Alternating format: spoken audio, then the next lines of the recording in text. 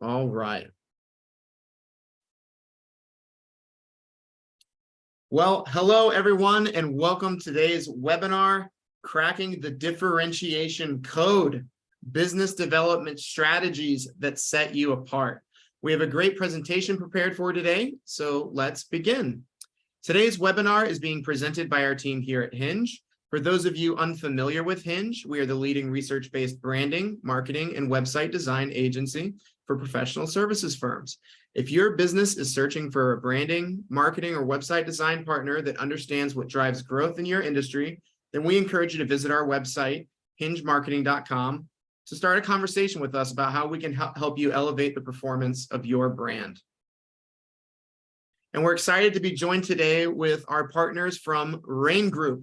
Rain Group is a top sales training company delivering results through in-person and virtual training, coaching, and reinforcement. Winner of several Brandon Hall and Stevie Awards, Rain Group partners with companies across several industries and teaches individuals and teams how to prospect, lead masterful sales conversations, increase win rates, negotiate the best agreements, succeed at virtual selling, drive account growth, and improve sales management and coaching skills. You can learn more about Rain Group at rainsalestraining.com. Today's webinar is being recorded, which means later today you'll be receiving the recording and a copy of the slides via email. Also, if you didn't know, all of our webinars from Hinge are available on demand on our website as well. But you're here today, you're live, which means you have the opportunity to ask our presenters your questions. So to do so, use the Q&A feature on your webinar display, and we will answer them during the webinar, at the end of the presentation, or through email after we're done. Let's go ahead and meet today's speakers. Today, we are joined by Hinge's Liz Haar and Rain Group's Andy Springer. First, we're joined by Liz Haar, an accomplished entrepreneur and executive specializing in branding and growth strategies for professional services firms. A managing partner at Hinge, she leads Hinge's business development team, helping businesses solve critical marketing and brand-related challenges.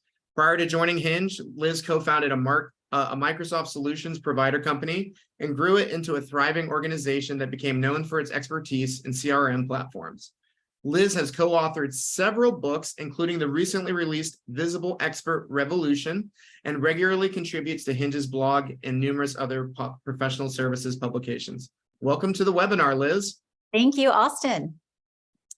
And next, we're joined by Rain Group's own Chief Client Officer, Andy Springer. Andy is an expert in high-performance sales and leads Rain Group's mission to unleash sales potential for its clients. Andy has worked with thousands of sales teams to drive long-lasting sales improvement in SME, mid-market, and enterprise companies over the last 18 years. An entrepreneur at heart, Andy co-founded 2 successful consultancies and has been a lead advisor for thriving startups in the Australian business community. Welcome to the webinar, Andy. Thank you, Austin, and hello to everyone. Looking forward to spending some time together. Absolutely. Well, my name is Austin, and I'll be moderating your questions today. Also, during the presentation, I'll be sending you links in that chat. That's where you can see the links and resources that we're going to send you. One of those is going to be an opportunity to speak directly with a Hinge expert if you're interested in qualifying for a consultation with us, with Liz and our team. And the other is some offers from Rain Group, some bundle of online courses that are coming up, early access to those, and Rain Group's full suite of online learning platform and training sessions. So we'll be sending those links, so keep an eye out for that. So with announcements and introductions out of the way, Liz, I know we have a lot of valuable insights to be prepared for. You want to talk us through today's agenda? Yes, I do. Well, Andy, I am so excited to be having this conversation with you in particular today, because the thing we're talking about is the thing that confounds almost every company out there that I talk to, and I know you experience the same thing, and that is in this sea of sameness where there's dozens and dozens, if not hundreds, of lookalike firms. How do you actually rise above all of that noise and stand apart and bring in business, fill your pipeline, and close the deals? So what we're planning to do today, as we spend the next hour with everybody is to talk about that. And what we're talking about, of course, is what we call differentiation. So to frame that up, we're going to first spend some time talking about the buying landscape today, because there are some realities that we've uncovered in our research that really underscore the imperative call here to differentiate. And it's not just differentiating and figuring out one or two things that make you different. It's differentiating through value and communicating that, learning how to communicate that to your audiences. So we're going to spend the next leg of the webinar running through that. And then finally, we're going to go through, Andy and I will offer up some different business development strategies that, keeping differentiation in mind, you can incorporate into your own build of your pipeline and really make a difference and start to move the needle in a way that is in the right direction. And then, of course, we're going to end with Q&A. But like Austin said, we're going to be watching to see if any questions pop up, and we love to factor those into the equation as we're moving through. So Yeah, I think one of the things to share, and one of the things I think we've done really well, and hopefully everyone enjoys it, is to make sure that there is tangible takeouts from today that you can actually bring to life the minute this webinar finishes. So this isn't just going to be a whole bunch of high-level information and thoughts. We're going to try and make this as tangible as possible. So for those of you predominantly in the professional services space, can actually see a pathway to differentiation coming out of today. And I hope you can see that, and I hope you can take stuff that we've put together and bring it to life straight away. That's right. I love it. And speaking of audience, I know we've got a couple poll questions, Austin. So let's hear what those are and see what's on people's minds. Yeah, that's right, Liz. So I just opened a poll question, and it is a multiple choice poll question. So please feel free to select any or as many of these boxes as you would like. We want to know where you're at today. We're going to ask a couple here. The first that we're looking into is specifically the business development and marketing challenges. And what are you planning to address in 2024? Like I said, you might, many of these might resonate with you, but I think specifically what we're interested in is what is most pressing? What is kind of, as you're looking, end of the year, diagnosing everything that has happened this year and looking forward into the turn of a new year. Where are you at? What are the primary challenges that you go, we need to address this now, we need to address this as soon as possible? And you can see that the variety here spans from the positioning and the messaging of your firm, lead generation, updates to technology. Maybe, it's time for a new CRM system, it's time for a new website. We want to know where you're at. I'm going to leave this poll open for another few seconds here, but I can tell you, as I see the little preview of the responses coming in, increasing lead generation, Andy, is looking like it's going to be one of our top responses. Does that surprise you at all? Not in this market, and not in any market. I think, particularly in the space that a lot of our participants are in, increasing lead gen and creating new conversations with potential customers or clients is I'm sure important for a lot. Okay, so we've got 66 increasing lead gen, closely followed by visibility of our expertise, another critical one, and then third, refining firm positioning and messaging. I don't think there's a huge amount of shock for me there. Liz, what are your thoughts?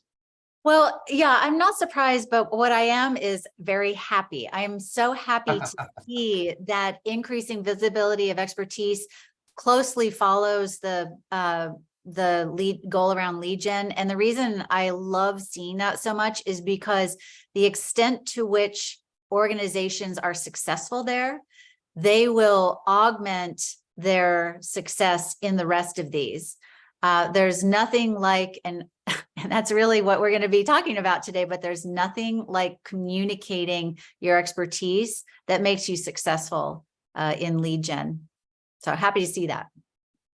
Yeah.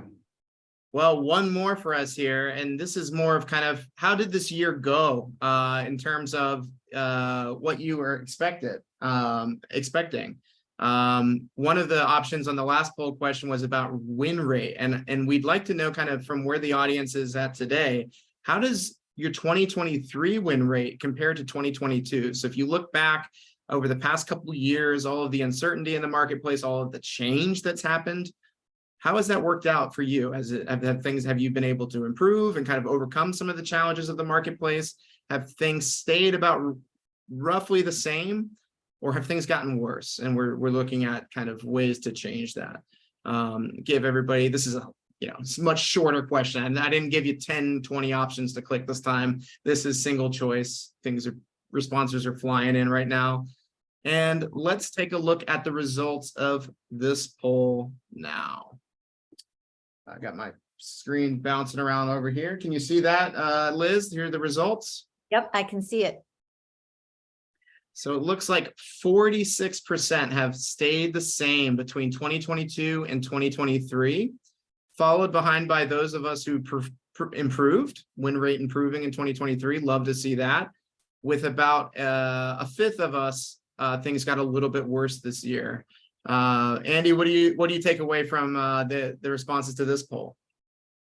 So I'm a big believer in a very complex world in making things as simple as possible, because there's tremendous value in simplicity. So we're saying that 65% of our group here have either stayed the same or worsened. So that for me is a little concerning. We divide things into two: top performers and the rest in our world. So either your firm in the business development space is performing at a or close to an elite level, or you're like the rest. In this market, particularly in markets that may be declining or under challenge given the external market factors, top performers at the moment, particularly in the space we operate in, are either increasing their win rate somewhat or substantially increasing it. And so really, I think it's a really good space where a lot of that audience here today, we're going to be able to help, because win rate's one of those key measures in the professional services space. We must keep a very keen eye on, because it tells us a lot. I would agree, Andy. And I think, and of course, we had no idea how that poll, the answers were going to shape out. But isn't it interesting that we're talking about the number one thing that can depress a win rate, and that is showing up in an undifferentiated way. If you're just the same as everybody, then you end up competing on price, and we all know that's difficult to do. So there goes the win rate. So interesting answers there. That's a great segue into the first part of today's webinar, where we're going to talk about some of the dynamics that are really underscoring, like I said earlier, the importance of differentiating. And these dynamics are the things that are possibly keeping the 65% from answering that the win rate improved. So one place that the dynamics are impacting us is in the marketplace itself. And there's a couple that we're finding from our research that professional services firms are saying are probably the top most challenging dynamics of the changing marketplace. One is the competitive landscape. I mean, Andy, you and I have been in this space for a really, really long time, and it has changed, hasn't it? I mean, it used to be really hard to stand up a firm and offer services and kind of set up shop and do what you say you're going to do. Now, those barriers to entry no longer exist. It's pretty easy to set up shop, at least purport to do what you say you're going to do, and it has really created a very noisy, crowded marketplace. Yeah, in the services space, the ability to set up an instant consultancy is omnipresent and available to lots at a very small budget. And so we've seen lots of really talented people leaving big firms and then very quickly starting up their own, grabbing a collection of consultants, going with them, and boom, they're in market and they're starting to bid against you very quickly. And so we've got not just the new competitors entering, but then we have the consolidation factor in terms of a lot of big companies, a lot of consulting firms or smaller firms joining together in order to create a bigger presence. Bigger doesn't always mean better, but for those that are big, they can leverage that. And if they do so in the right way, they can do so to stand out, which is really the foundation of our topic here today. So, yeah, I mean, it's forever changing, but to your point, Liz, the speed at which it can change is only going to get quicker. That's right. Now, another thing that is really challenging for organizations out there is that the marketing strategies and techniques that might have worked so well 5 years ago or 7 years ago, because the marketplace keeps changing and because there's so many firms out there doing the same thing, those techniques that worked well don't necessarily help you rise to the top in today's marketplace. Let's take educational content as an example. It used to be that if you had a regular series of articles, some people call it a blog, but it doesn't matter, just a regular series of articles, and it was informative and not salesy, you were really setting yourself apart just by doing that. Well, now every firm does that. Every firm out there has a blog. There's a little dedicated section on their website. Not everybody does it well. So that's another topic, but the pressure is on, and that singular strategy of free open access content that used to work so very well is now just part of a whole sea of things that work well, so that the dynamics of the marketplace and the buyers really can make the efficacy of certain tactics fluctuate, and it's really tough to stay on. And speaking of that, another dynamic that is continually causing things to fluctuate is just technology itself. I mean, we were just talking earlier before folks were getting on today's webinar about some of our very popular webinars, and they had to do with technology and different platforms out there and the adoption of them and how they impact marketing and BD and sales. And we really have to be on our toes to keep up with this. Otherwise, you're just throwing money at it and spending lots of time training, and there goes your pipeline. And a final dynamic is just something that's been around for a while, but it's becoming more and more of a feature or a factor in today's marketplace. And that is just geographic boundaries just don't matter anymore. And just because you're a local player doesn't mean you're going to get on the list, nor does it mean you're going to get selected. So these are, there's certainly others, and probably some people on the call today are experiencing other more specific ones, but these are the set of marketplace dynamics that we have found from doing the research about what is challenging firms out there. And these are some of the top ones. Now, not only is the marketplace changing, but buyers, customers, your clients, your prospective clients, they are shifting as well. And some of what the research shows there is, and this is where the pressure comes on. Number one, these folks are more informed. They have done a lot of due diligence and a lot of homework by the time you ever get invited to that meeting or have a phone call. So because they are so informed, your salespeople, your BD people, they've really got to understand what the customer is thinking, what they want, also what messages they're being exposed to. What's the competition saying? So you got to be just as informed as your audience. A second dynamic is these customers are more demanding in terms of the personalization, the relationship that you are building with them. You know, they're not interested in a one and done thing here. They're interested in your, whatever you sell to them, they want top-notch advisory to go along with it, and they want it for the long term. And like Andy was saying at the beginning of the call, if it's not pragmatic and practical right from the start, then forget it. It's not useful. And finally, there is, because of all these dynamics, and there's sort of an instant gratification sort of energy out there. And so everything needs to be delivered at 6 a.m. yesterday. Everything needs to be accomplished at 6 a.m. yesterday. That's really kind of the challenge that we all as service providers are facing, but we need to be aware of these things so that we can show up in a valuable, informative way. Yeah, I think the impatience, I often ask people, how do you think Amazon Prime has impacted your business? Yeah. And a lot of people in the professional service space, Amazon Prime, Yeah. they haven't. I don't play in that space. Actually, they are playing with your customer's mind every single day, and players like that. And, customers are human beings, right? Whether they're in a professional capacity as a buyer, having significant amount of need that needs to be filled by your services in their business, they're also a consumer themselves. And so the retail dynamic in terms of how they get served often translate into the professional services dynamic that creates that mindset of immediacy. I want things now, and I'm not willing to wait.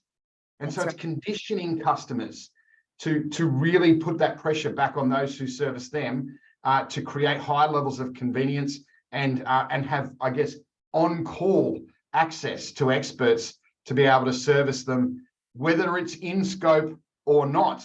And I think it's another thing to keep in mind is the things that Liz has just talked about, they exist, they're real, they're going to continue to increase in terms of the amount of information and the way people are formed, how demanding clients are going to be and how impatient they come. So whether it's for some of you setting your firm up to be able to be at the ready to service this dynamic, or for those of you who can't wait for the firm to shift and want to be able to respond to that right now, how do we go about doing it? I think is probably the big question that everyone's asking at the moment. I get this, but what can I do about it?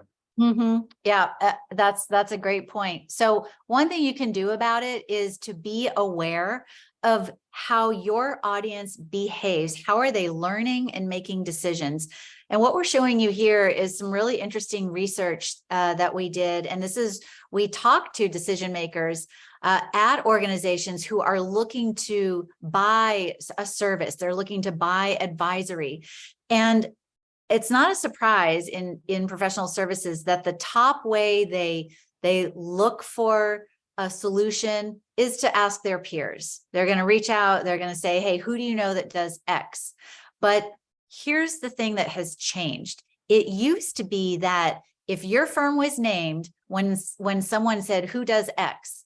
And let's say they name Andy's company. Well, it used to be that someone would pick up the phone and call Andy right away. Now, only 2 in 10 people who got referred to, probably not Andy, because you guys have a high visibility and a great reputation, but a firm that doesn't have that, only 2 in 10 are going to call them back before they do some of the other things that you see on here. The lesson, you have got to have a valuable presence digitally, and you can kind of just scan through the ways that people find you digitally, whether it's on the speaking circuit, you're a guest on a podcast, or your very own website. If you don't have that strong digital presence, when people refer you, you're likely not going to get called back. So that's one thing you can do, is just be honest with yourself, take a look at your digital presence, make sure that it is as strong and airtight as you can make it.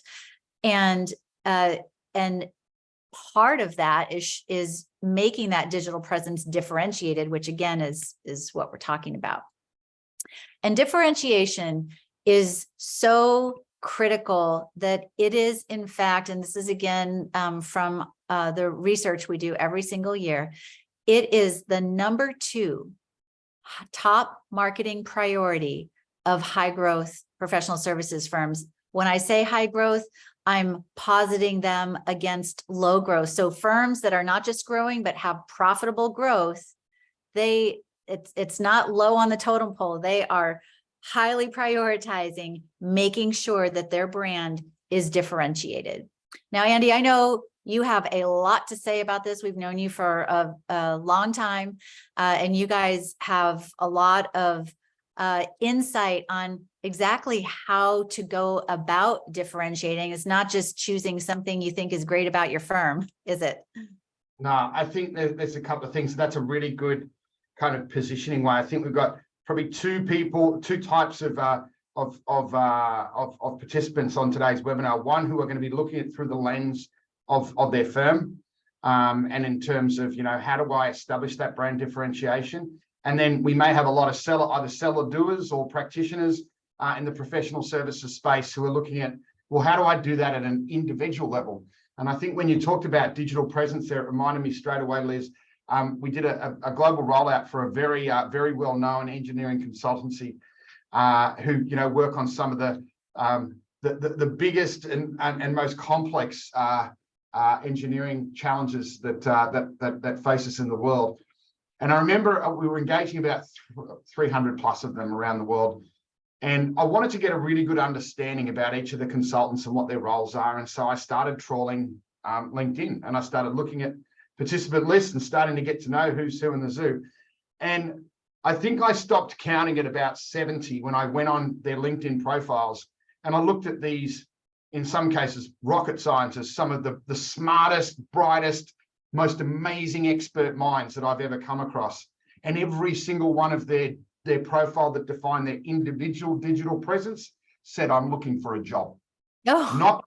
I'm a world-class expert in my particular field, and you should be engaging me with conversation, or I have tremendous value to be offering you. It said, I'm looking for a job. And I know most of them would hate to think that, but it says, that digital presence piece is not just the brand, it's those who work in the brand as well. It's a combined view that our buyers take. And often after those first few meetings that you may have had before an RFP is coming to market, they're already looking at you. They're looking at your team. They're starting to figure out who's who that might define a level of differentiation. Why? Because buyers are hunting for things that are different, that they value, to make the decision-making easier. So I think that's a really important point. It's not about your expertise. Guess what? That is expected, that you are an expert in your field and you are going to bring either individual or combined expertise to the table. That is a ticket to the dance. But guess what? Every single one of your competitors is doing and saying the same. So imagine being the buyer or on the buying team looking to engage a professional services firm, and when they look at the 5 proposals in front of them, every single one of them reads the same. Can you imagine how frustrating that would be? I mean, Liz, put yourself in that situation. What would you be thinking right now? I'd be thinking I need to start a brand new list. And, to your point earlier, this is why procurement exists. Yeah. Because the way in which we sell is not good enough, and buyers cannot define or see the difference, they use procurement to define how do we negotiate and decide based on price every time. And that doesn't necessarily mean that they're going to get their outcome. It doesn't necessarily mean they've chosen the right provider, right? It doesn't mean they've chosen the right firm. So in a lot of cases, buyers are losing, and a lot of cases, the best firms who can deliver the outcome are losing as well. And that's what we want to stop here. So I want to walk you through some things that you can do to immediately differentiate through value. We call it the 4 whys. They're the 4 questions that you have to answer. And what we know is when you answer these questions really, really well, and you think about it from your buyer, from your client's perspective, or your future client's perspective, you will build what we define a really strong, compelling value proposition. This isn't a value statement. This isn't what your brand promises to the market. This is when there is opportunity within your client space and you are wanting to position yourself as a differentiated value provider, answering these questions, defining what that value proposition is going to position you in a lot of ways to differentiate from the rest. So I'm going to just walk you through each of these stages. We'll go to the next one, which is the first one is resonate. So resonate's about their need, their collective set of needs, and understanding why they should act on those needs. And the second question is the most challenging one for a lot. How many of you have lost business to the client actually withdrawing their offer to the market or doing nothing? And I know that happens. And the reason it happens is because there's no compelling reason as to why they should act now. They know that there's a need. They just don't know why they should act now and what are the impacts, what are the potential successes they're missing out on, what are the potential problems that they're not solving. There's no compelling reason to do it now. But when you have a clear understanding from a client's perspective as to why they should act and why they should do it now, we form really and connect what we are going to do to help them do that. We resonate really strongly with them. Now, this might be quite profound for some of you, particularly those who are really just world-class technical experts in their space. Humans buy on emotion, and then they justify on with irrational thinking, right? And by the way, a lot of you might have heard that from a consumer perspective. Remember, consumer versus the professional commercial world, the commonality is the human being. So the human being, just because they're in a different capacity, they're not buying for themselves, they're now buying for a company, it doesn't change. They still buy on emotion. They still want to feel that this is the right thing. They want to understand that this is going to make them look good. It's going to make them show that they've selected the right party, that they're really good at their job. All of those are emotional needs that need to be met. Versus the space that a lot of us live in is the rational world. It is, what is the logic? What is the ABC? What is the black and white that tells us that we as a firm are going to be able to, meet your technical requirements? We're going to be able to meet your timeline. We're going to be able to meet your pricing and budget needs. A lot of us just focus on that space, forgetting that the buying team that makes the decision, they're all a bunch of human beings who feel. And you can have the single greatest technical proposal on the table, and next to it is something that perhaps is less technically capable, but they feel better about it. And buying teams have made decisions based on that being the differentiator. So it's really important that we understand both the rational aspect in terms of when we respond and try and position ourselves to win the business, but the emotional aspect. Any build on that, Liz? No, I think you nailed it. I just think as you said earlier, this is a very complex part, but I like how you framed it, because people need to keep this kind of simple equation in mind. Yeah, like it, simple. All right, Austin, let's go to the next one. The second leg is the one that I promise you, in the decade plus of spending time in professional services firm, helping them to develop new business and to differentiate, this leg is the hardest. And it's the hardest because here's what happens in the executive summary of an RFP when professional services firms are responding. This is how we're going to meet your need, and this is how we're different from anyone else that you might think of selecting, and here's the reason why you should select us. And then you wouldn't be surprised, but you actually would be, when you open the next one. The next executive summary says the exact same thing. So product or service differentiation is often short-lived, right?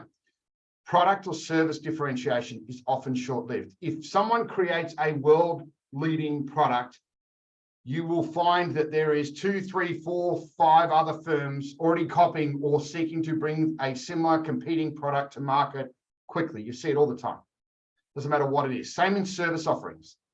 When you start putting a differentiation in terms of the service offering that you bring, and it's something that someone could go and do quite quickly to replicate your offer in the market, we're looking at very short-lived differentiation in terms of that. Often what defines the greatest level of differentiation in the professional services space for the buyer is the selling team that they're engaging with and the journey that they take them on throughout the buying process. The journey they take them on throughout the buying process. Now, this is where some of you are going to say, Andy, we don't get access. In the professional services world we live in, we don't get access to the buyer, right? When they go to market and they put a tender offer in market or RFP in a market, we don't get access to them.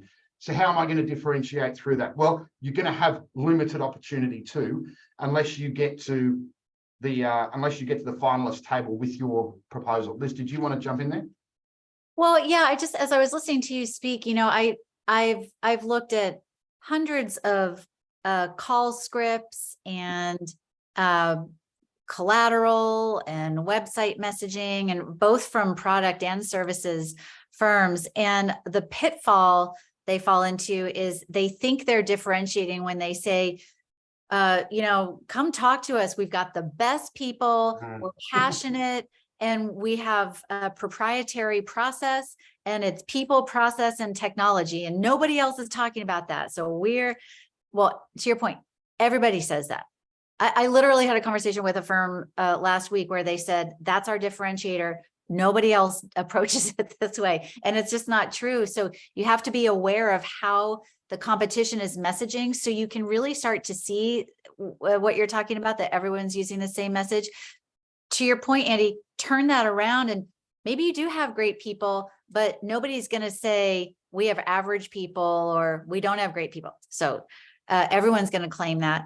But if you do have something around your people and your process and your technology, talk about it outside of that. Talk about it in a way that directly ports over to how that trio of elements directly solves the problem, and speak to it that way. That's where you get the leverage from the language you're using. Great point. And I'm not going to steal some of your thunder, because I know, I love your thinking in terms of other ways we can differentiate. Yeah. That leads to this. So I know there's a few things coming up, but a really great point. Go and build awareness in terms of what others are saying. By the way, think in terms of the fundamental attribution error, right? And look up what that means, right? The fundamental attribution error is, you often look through the lens of all the things that we're good at that we make happen, versus all the things that are bad, that are all the things we can blame others and markets and all those external things and some internal things on. What that creates is a level of subjectivity in awareness building.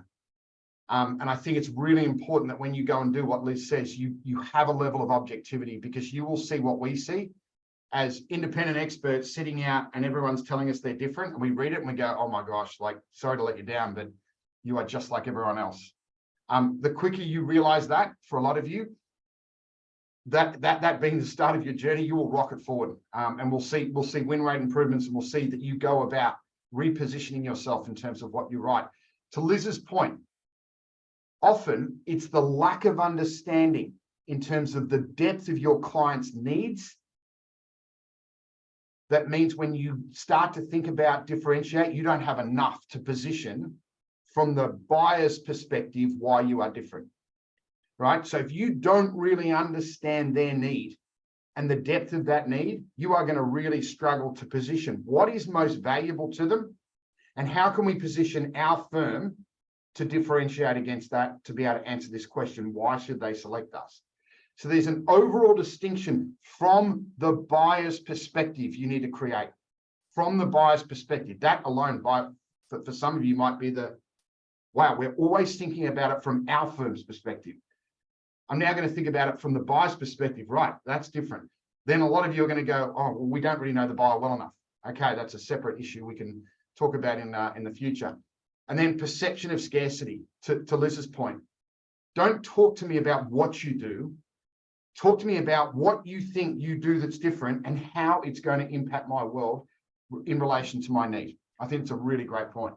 All right, let's go to substantiate. You know what? I don't want to spend a lot of time with this. Every professional services firm I work with can give me essays and books on all the things that they do as to why they should trust you. And by the way, substantiate is once again a ticket to the dance. If you weren't an expert in your space, you wouldn't be invited to bid.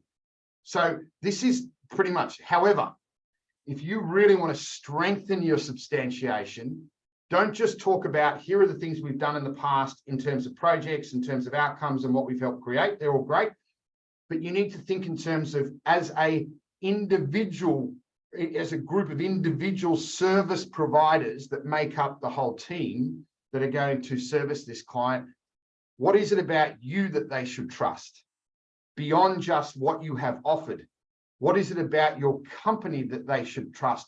And to Liz's point, my most favorite one is, why should they trust you are going to get them the outcome that they are seeking in market right now? Right? That is a big one, because a lot of firms talk about their service offering. They focus on your offerings. They focus on your company. They very rarely do a great job in terms of you as individuals and your outcomes. And by the way, both of those are linked, because often we see people in the professional services space show all of their team mugshots and their, CVs, but they don't link it to outcome.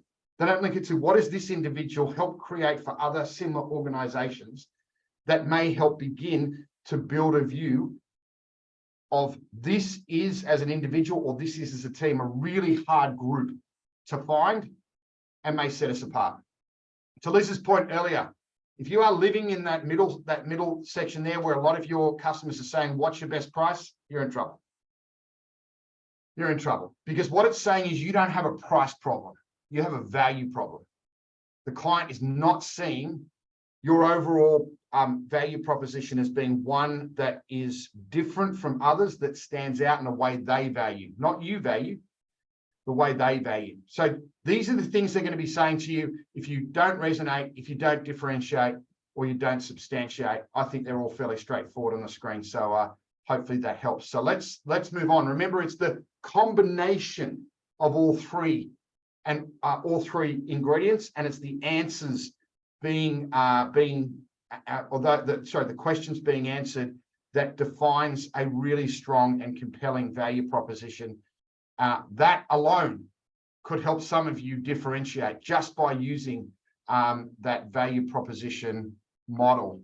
So I think in terms of a couple of things here, I'm not going to spoil anything, but I think the third question there is a critical one in professional services. Is how do you actually educate your prospects? Don't just tell me what you do. Don't just tell me how you're going to service me. What actually new thinking are you bringing to this? What can you show me that is going to have me go, well, I didn't know that before, and now that I know that, my perception of you is starting to shift. You're starting to change in my perception as to why I might select you. So it's a collection of education. It's a collection of insights. And I think that second last one, when you put yourself in the shoes of the buyer and you make it easier for them to make decisions and make better decisions that are going to serve them, often the decision is going to come in your favor. So you've got to help them make better decisions, not by selling, not by pushing services down, to them, but connecting those services to what it is they're actually trying to achieve, not just the features and benefits. Liz, your take. Yeah, I really like what you just said. And it just was occurring to me that, in the world of professional services, some of it is contract and RFP driven, but much of it is not. And even in that very formal contract / RFP driven environment, there are still humans on the other side who are making decisions and judging and vetting firms based on things other than price. So this really, what we're talking about today really applies to when there are humans, as you say, on the other side of the decision-making table, and they've got a whole lot of things, a whole lot of firms from which to decide. And that's really what we're talking about here. How do you stand apart in that decision-making environment? So it really gets down to your business development strategies. I mean, we've made the case that from a branding and marketing perspective, you've got to differentiate, and there are places to do that and strategies for doing it. It needs to filter into your entire approach to building, sustaining your pipeline, and closing the deals. So let's round out today's webinar with a couple specific business development strategies you can start to incorporate. So thinking about how important differentiation is, when you're building your win themes into your proposals or your pitches, or even the first introduction call, lead with expertise. Why? Well, look at this next slide. We're showing you two side-by-side results from our research. On the left, you see evaluation criteria that decision makers use early on in the process. They wake up at 6 a.m., couldn't go back to sleep. They've got to solve a problem. They're going to go out there and they're going to do some research, ask their peers, look online, but they're going to build a list of firms to consider. And the criteria we find they favor in that early selection process is subject matter expertise. It's at the very top. But look at the others: past performance and experience, the composition of the team and how talented they are, the relationship and the service, it's the delivery of the service. These are all impacted by expertise or the perception of you as an expert as well. Now think about, you've built the list, you're trying to whittle down the list, you got to make a final decision. You got to select one provider. Well, this is what you're seeing on the right side, top deciding factors. And you see that subject matter expertise on its own has slid down. It's still in the top 5 criteria, but has slid down. And relationship trumps expertise here. But guess what? If you don't show up as having not just expertise, but to the section that Andy was talking about earlier, valuable expertise. Is it really going to solve my problem? Is it just something you're passionate about? Or is it really going to solve my problem? If you don't show up that way in the first place, you don't have the opportunity to build the relationship that is so important in the final selection criteria. And the second lesson here is the unknown expert can unseat the incumbent if the incumbent has not made a case for providing value through expertise. If you're just there and you think it's all about whining and dining, and you take your finger, you no longer have a pulse on what your client is actually looking to solve, you can be unseated pretty quickly. And Andy and I were talking, we see it all the time. It's a pretty unfortunate but common dynamic. Couldn't agree more. Yeah.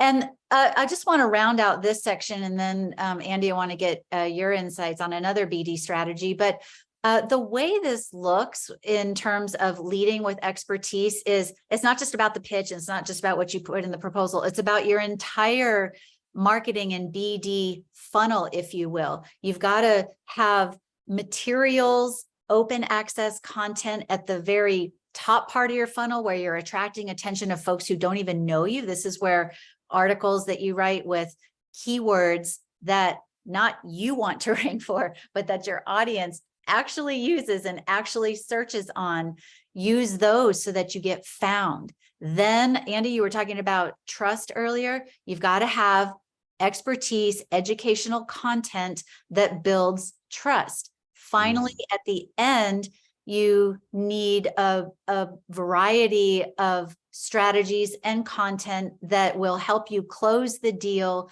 by leading with your expertise. I always say, don't sell and tell, educate and resonate. If you're selling and telling, you're going to go on deaf ears, because that's what everybody does.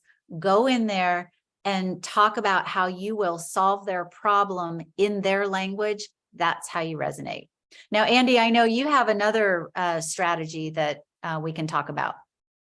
Yeah, I think, if you look at the build of all the things that we've shared so far, just have a look at this next slide in terms of these 3 things, because I think this is gonna be quite profound. It might even be another aha moment, because I think just on what Liz said around educate to resonate, for some it's going to be, we just walk in, features, products, service, instead of actually, how can we educate them? How can we take all this wealth of applied experience and use those learnings to educate our buyers in this situation on how they can avoid things, they can seek advantages and realize advantages that others couldn't. I mean, all of that helps to differentiate. So here, in terms of differentiation, is what I want you to do. From a buyer's perspective, what they tell us most is most sellers, particularly in the professional services space, wait for the mic exchange. It's called the experts trap. Here's what's happened. We get into the virtual meeting room, Zoom, a Microsoft Teams, a WebEx meeting.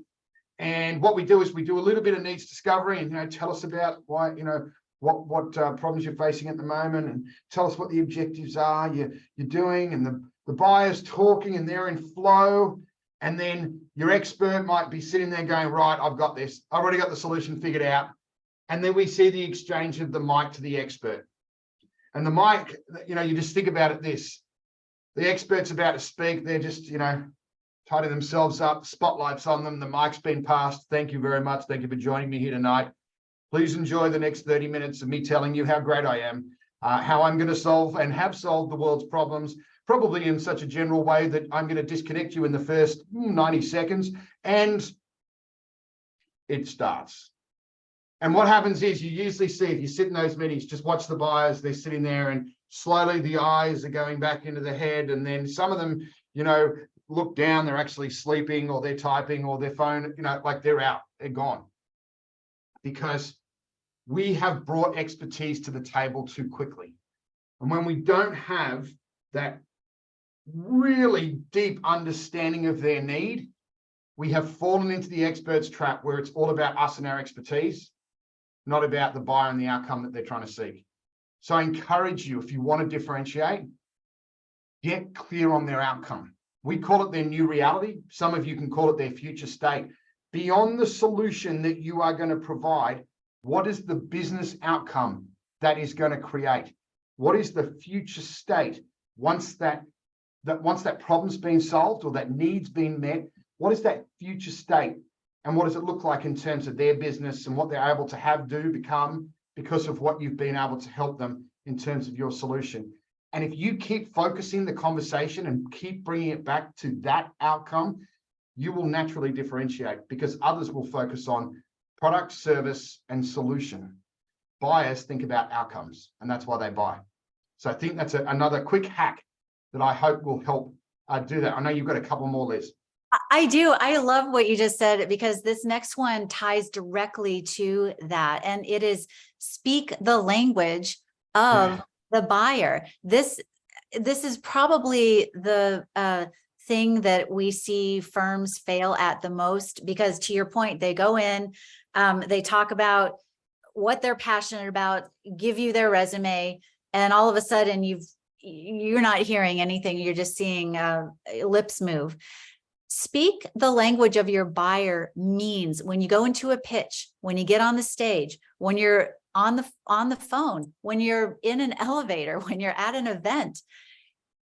Don't talk about yourself using the industry speak and throwing jargons in there and jargony language and throwing acronyms in there and talking about you and why you're there. Talk about yourself from the perspective of your buyer. If you have, let's say you have a project management software, okay?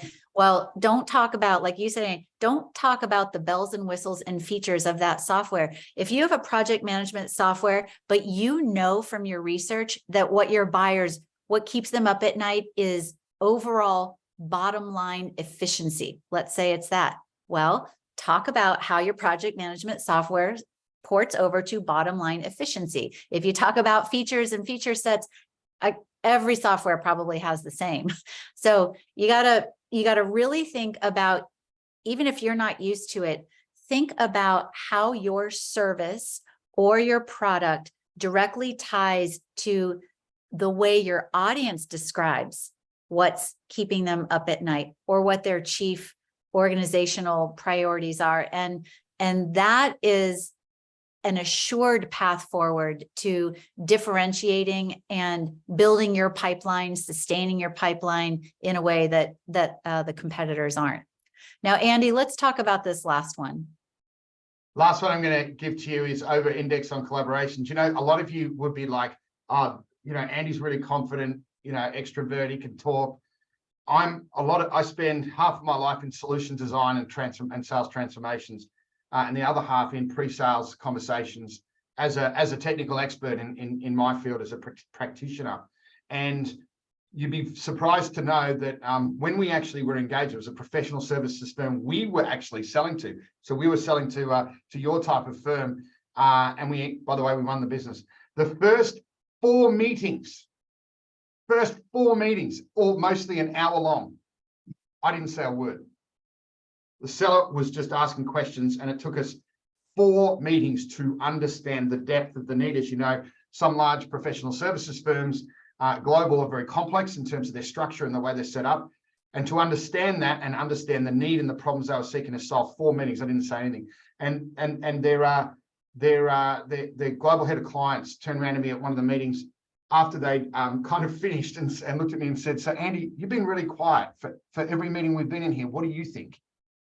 So I think it's really, really important that in terms of what we talked about, in terms of what Liz has talked about there, that in order to resonate more strongly, we need to talk their language, and we need to hopefully, I think we've landed, understand them. But we come to a point in the conversation where we're then able to collaborate, right? And I want you to over-index on that. It's not presentation, it's collaboration. That's the pivot. That's the change in the buyer-seller dynamic that we've seen so strongly in the last 10 years, is that pivot. If you are not doing this, you are not going to differentiate, right? So let's just have a look. 28% of buyers say that 28% of sellers saying getting buyers to collaborate with them is a challenge. But then look at this one. 7 out of 10 buyers are open to collaborating.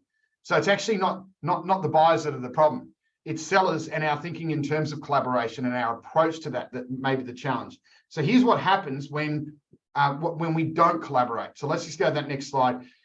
You will diminish the opportunity to build rapport, to discover and have that opportunity to go deep on need, and then to change buyer perceptions throughout that engagement as to why you might be different. You have less opportunity to educate, as Liz was saying, to help shift their perception of the value that you can bring. All of these things are a collection of things that define or redefine the buyer's perception of you that help you stand out. But if you don't collaborate, you will show up in a diminished capacity, I could call it that. And if you don't do it, you're going to not win more clients. So think about it. How do you collaborate? Very simply. I just throw this very simple task out there because we could spend hours on this and we're about to finish up.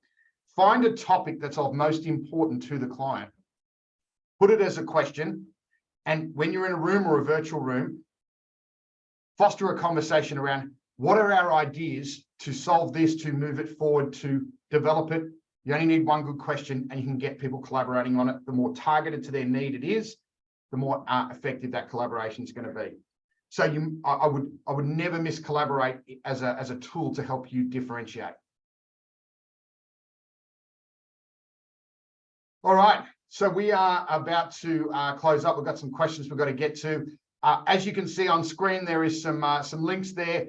If as an individual, as an individual, you're looking for immediate skill development in this space, specifically built for those in the professional services space, I would look at either our sales mastery program and productivity, or for those of you who are leading business development teams in your professional services organizations, the sales management and sales coaching stream could be a way for you.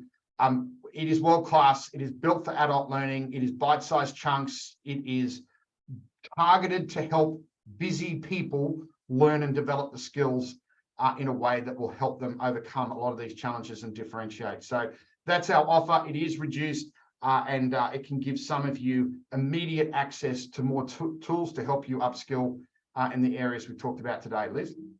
Yeah, and we have another way that folks on today's call can interact with us, and that is just to have a conversation more specifically around lead generation and how you are or aren't being challenged with your differentiators. Do you feel like the way your firm is positioned is no longer relevant and competitive?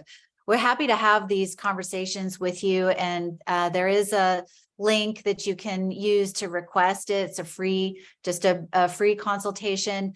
And these are, both of these offerings kind of get at different aspects of what we were talking about on today's call. So I hope you'll take us up on these offers. We would love to continue to interact with you, and just thank you so much for joining us today. Now, Austin, I know we're right at the end of the hour. What do you think? Do we have time for a couple questions? I think we have time for a couple questions. If you guys have time for a couple questions, I know the audience would enjoy that. And we got some great ones and some great engagement throughout the webinar. But Liz and Andy, thank you guys for a wonderful presentation and taking us through so much. I know it's a big topic. There was a lot to cover, but that was really well done. Andy, first question for you. This is from Brian. He asked, do you think a firm needs two different value proposition versions, one for procurement in order to get through an initial screen and a second for influencing the actual users or buyers? But I think it always will be one, because all procurement is just part of the buying team, and that collective buying team defines the buying criteria, and the buying criteria and then the weighting they allocate to that often determines, as Liz was showing, how they make a decision. So I think one of the things we see is procurement is often not thought about, particularly in the needs discovery process. We call them evaluators, and they often help to evaluate against the buying criteria, but they're also part of those who help define it in the first place. So the value proposition needs to resonate with not just those who are making what we define the business decision, but those who are evaluating and shortlisting those who could meet the potential overall need, often in procurement. And so it needs to resonate with them as well. Great. Liz, we had a question for you from David asking, do you see the influence of artificial intelligence as yet in obscuring visibility to content marketing? If so, how do you penetrate the content fog when you're communicating your expertise? Yeah, I mean, it does, and it has obscured visibility, and in a way, it helps those firms who are bringing authentic expertise to the table win and stand out. And what I mean by that is, you know, before you spend time producing anything, whether it is educational content, whether it's a pitch deck, whether, you know, whatever, if it's your elevator pitch, before you spend time on anything, I would advise you to ensure that it passes 3 tests. Number one, it's true. So don't put stuff in there that is simply not factually true about you or your expertise. It has to be relevant. So you have to make sure that whatever it is you're producing is directly intersects with what your audience cares about. And then it has to be provable. So do you have case stories? Do you have client testimonials? Do you have data that shows that what you're saying is provable? And if you can bring that level of transparency and authenticity to anything you're producing, then you have a chance of winning out over the AI that is kind of allowing everything else to be produced en masse, if you will. And I know it feels frustrating now because it is making it feel like, why should I be spending all this time doing this when everybody else is just kind of gaming the system and using AI to produce content? Well, I guarantee it is detectable, not only through actual apps out there, but humans know when they're reading something valuable and authentic versus something that was just, you know, generated through AI. One last question, and I think I could pose this to the both of you. Andy, maybe you could kick us off here, but there were a few questions in here about maybe just some more specific examples of stories that you've had coaching clients, specifically in kind of the business development space and in regard to win rate. Andy, could you maybe kick us off with maybe an example of a client you've worked with where some simple change in what they were doing dramatically affected their win rate? Yeah, I mean, it's difficult in one context because we've got, you know, people from accounting, legal, engineering, consulting firms, technology firms, construction firms represented on calls like this. So, you know, you pick one example and you lose the connection with others. So I think, you know, we play strongly in that consulting engineering space, but not exclusively.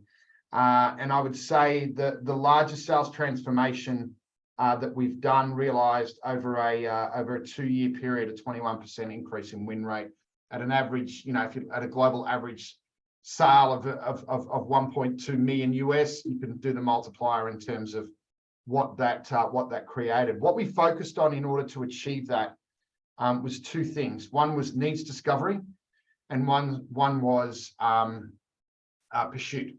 So building pursuit teams instead of individuals in the professional services firm going it alone, and just getting a collection of information and sending it to those who wrote the tenders or the proposals, and actually completely rethink the structure in terms of how we go about pursuing opportunities we really want to win. And so the 2 skill areas were needs discovery, and that was profound for a lot of technical experts and seller doers. Is needs discovery that is going to help build a value proposition. We talked about that here today, but a lot of people didn't understand, well, how do I go about truly gathering a deep understanding of need? And the second was, when we understand need and we're going to pursue, we've qualified an opportunity and we're going to pursue it. It's a major opportunity. We really want to win it. Sometimes others would call that strategically important opportunity to win. How do we go about developing a pursuit team? What do the roles look like? And what is the frequency? What is the cadence? And how do we plan and execute that plan in order to achieve that? And so if you think in terms of examples of where we've shifted the win rate, and we've done so in the professional services space, that one certainly comes to mind. Focusing on those two skill areas is needs discovery and building pursuit teams. Liz, anything to add there from any client examples we've worked with? Well, I can, as I heard you asking that question, I was thinking about it. I mean, so I have a slightly different type of story, but we're working with a firm, and to your point, Andy, I think anyone on the call, no matter what your business model, would resonate with this challenge. But they came to us and they were super, super specialized. They were actually post-merger integration specialists. That was what they did. I mean, that's very, very niche. And they were trying to differentiate around this notion of, they were a boutique firm. They had all come from the larger consulting firms that everyone knows. And so they were an A-team only kind of team. And that was their constant win theme and their single differentiator. Well, we actually did some research for them and talked to not just their current clients, but prospective clients. And guess what? We found that they were losing deals because of the very thing they thought was differentiating them. Why? Because their prospects were saying, yes, they're the experts, but we're not hiring for A-team only rates. I mean, there's some things that don't require just an A-team. So they're very expensive. And this other team over here has a deep bench of all kinds of skill sets. So they had a blind spot to, they felt it was very important that they were coming to the table as an A-team because they know what it took to get there. That was not at all important to their audience when they were making decisions. So the adjustment we made was to their set of differentiators. And instead of talking about their A-team nature, we shifted the language to talk about their very specified expertise and what it did for the outcomes, like you were talking about, Andy, that outcome that expertise would lead to. And then suddenly it opened up new markets and opportunities for them in a way that old positioning and differentiation never did. That's a great story, Liz, and I think it's a good one for us to conclude today's webinar. I want to thank everybody for your time today and joining us on behalf of the whole team here at Hinge and Rain Group. Thank you for taking this time from your day to spend with us and to engage with us for this webinar session. As you exit the webinar, there is a survey that you can fill out to let us know how we did today, as well as some questions that you can answer if you'd like to get in touch with Liz and Andy. We will send that along over to their team, and we'd be happy to get in touch with you, take any next steps you want to take. Thank you so much, and we hope everyone has a terrific rest of your day. Thanks, everyone. Take care, everybody.